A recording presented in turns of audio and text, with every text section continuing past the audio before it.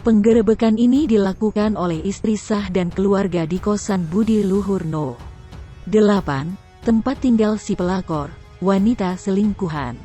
Video penggerebekan ini pun sudah viral di media sosial, terutama di Instagram. Menurut pengakuan istri sah, suaminya itu sudah selingkuh dengan rekan kerjanya selama 3 tahun.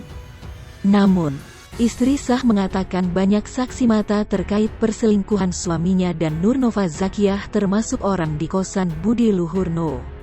8 kamar No. 10.